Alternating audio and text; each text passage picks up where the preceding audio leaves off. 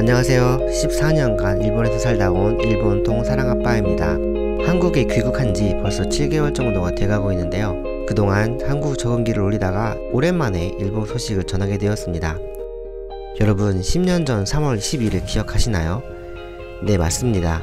바로 후쿠시마 앞바다에서 지진과 해일이 일어나고 원자력 발전소가 폭발한 날입니다.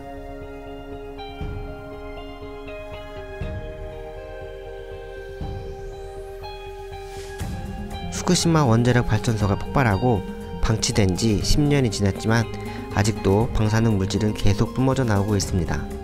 방사능 물질을 나오지 않게 하기 위해선 원자로에 힘을 냉각시키고 복인을 해야 하는데 아직 원전이 정지하지 못해 냉각시키지를 못하고 있다고 합니다.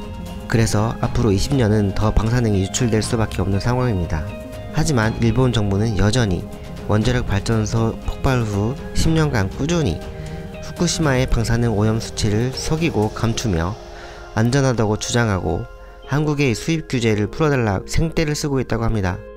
최근엔 서울과 후쿠시마의 방사능 수치가 비슷하다는 논리를 들고 나왔는데 실제 측정을 해야 하는 토양과 농수산물의 수치는 비교를 하지 않고 단순히 공기 중의 수치만을 놓고 하는 주장이라고 합니다. 우리는 공기만 마시는 게 아니라 땅 위를 걸어다니고 땅에서 올라오는 흙먼지도 마시고 땅과 강, 바다에서 사는 동식물을 먹고 삽니다.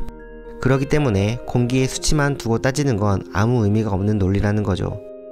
2021년 3월 17일 JTBC의 취재에 따르면 고비와 죽순, 고사리에서는 기준치의 4배가 넘는 세슘이, 버섯에선 무려 17배나 검출되고 민물고기도 마찬가지라고 합니다. 야생동물 중에는 무려 기준치의 50배가 몸에 쌓인 경우도 있다고 합니다. 그뿐만이 아닙니다. 포장된 가공식품에서도 높은 세슘이 검출되고 있습니다. 꽃감, 두부, 떡, 주스 등에서도 세슘이 확인됐다고 합니다. 아무리 가공을 해도 세슘이 없어지는 게 아니니 어쩌면 당연한 현상이라 볼 수 있는 거죠. 이렇게 농식물의 방사능 물질을 제거를 하려면 제염 작업을 해야 합니다. 제염 작업이라 함은 토양을 주기적으로 5cm 정도 긁어내서 제거를 해야 하는 건데 그 작업에만 연 인원 3천만 명이 동원되고 2019년 3월까지 8년간 약 31조 5천억 원이 투입됐다고 합니다. 그럼에도 불구하고 오염토가 벼농사를 짓는 바로 옆에 쌓여 있는가 하면 태풍, 홍수 때 강물에 휩쓸려간 사태도 몇 번 있었죠. 그뿐만이 아니라 일주일이 지나면 다시 오염물질이 쌓여 한 번 하면 의미가 없어 지속적인 작업이 필요하다는 제염작업 인부의 발언도 기사화됐었죠. 그렇게 돈은 쓸대로 쓰고 실속 없는 보여주기식 제염작업.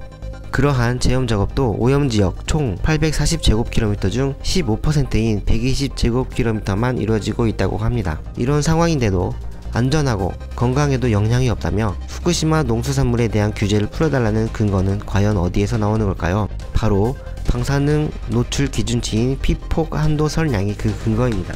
후쿠시마 농수산물이 허용 기준치 안에 들어 문제가 없다는 말인데요. 그런데 일본의 기준치는 후쿠시마 원전 폭발 이후 국제 기준치 연 1mS보다 20배 높은 연 20mS로 상향 조정하고 있죠. 국제 기준치 연 1mS라는 건 국제 방사능 방호 위원회 ICRP에서 정한 수치인데 이게 안전 기준치가 아니고 권고 기준치이기 때문에 환경 조건에 따라 각 나라에서 정할 수가 있습니다. 그리고 방사선을 측정할 때 알파선, 베타선, 감마선 등의 측정을 하는데 후쿠시마 원전에서 나온 측정 가능한 방사능 물질은 약 22여 종이 되고 그중 의학 행위에 도움이 되는 물질이 있는가 하면 세슘처럼 유전자 변형을 일으키는 무서운 물질도 있습니다. 그리고 우리가 간과하지 말아야 할 건 방사능 물질에 대해서도 방사능 물질이 질병에 미치는 상관관계에 대해서도 100% 파악하고 있지 않다라는 점입니다. 후쿠시마 어린이 갑상선암 67배 증가. 원전 사고 이후 지금까지 후쿠시마 지역 어린이 38만여 명 가운데 218명이 갑상선암 확정 또는 의심 판정을 받았습니다. 일반적인 소아 갑상선암 발병률보다 67배나 높은 수치입니다. 도쿄의 어린이 소변에서 세슘 검출 등도 총 85명을 검사한 결과 70%에 가까운 58명의 소변에서 방사성 물질인 세슘이 특정됐습니다. 실제로 상관관계가 확실하지 않다는 이유로 묻히고 있기는 하지만 우리는 무서워해야 하고 경계해야 하고 조심해야 하는 일이라는 건 확실합니다. 그리고 공기 중에 방사선량 뿐만이 아니라 입으로 들어오는 후쿠시마 농수산물에 의한 내부 피폭 역시 경계해야 합니다. 일본 정부는 한국의 수입 규제에 목매기 이전에 주변국을 포함해 자국민들에게도 보다 엄격하고 철저하고 투명하게 관리를 해야 할 것입니다.